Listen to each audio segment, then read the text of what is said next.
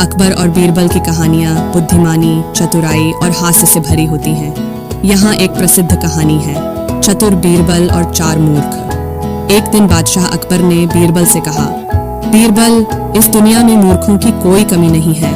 मैं चाहता हूँ कि तुम चार सबसे बड़े मूर्खों को मेरे सामने पेश करो। बीरबल इस अनोखी चुनौती को स्वीकार कर शहर की गलियों में घूमने लगा। पहला मूर्ख। बीरबल ने देखा कि एक आदमी अपने सिर पर भारी बोझ लेकर चल रहा था, जबकि उसके पास एक मजबूत गड्ढा था। बीरबल ने पूछा, तुम अपने सिर पर इतना वजन क्यों उठा रहे हो?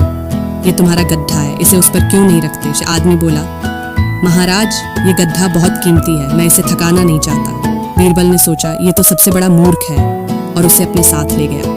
दूसरा मूर्ख। आगे बढ़ते हुए बीरबल ने देखा कि एक आदमी कुएं के पास बैठकर रो रहा था। उसने पूछा, क्या हुआ? आदमी बोला, मेरा पैसे से भरा हुआ थैला इस कुएं में गिर गया है। बीरबल ने कहा, तो इसे निकाल क्यों नहीं लेते? आदमी ने जवाब दिया, मैं इंतजार कर रहा हूं कि कुआं सूख जाए और मैं अपना थैला उठा लूं। बीरबल ने सोचा, यह दूसरा मूर्ख है, और उसे भी साथ ले लिया। तीसरा मूर्ख। बीरबल को एक आदमी मिला जो अपनी पत्नी के सिर पर छड़ी मार रहा था। बीरबल ने पूछा, तुम अपनी पत्नी को क्यों मार रहे हो?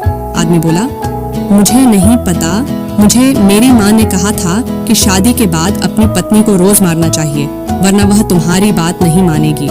बीरबल ने सोचा, यह तीसरा मूर्ख है, और उसे भी पकड़ लिया। चौथा मूर्ख। बीरबल जब दरबार पहुंचा तो अकबर ने पूछा, चौथा मूर्ख कहाँ है?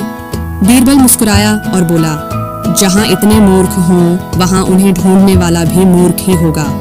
अकबर हंस पड़े और बोले, बीरबल, तुमने फिर से अपनी चतुराई साबित कर दी। शिक्षा।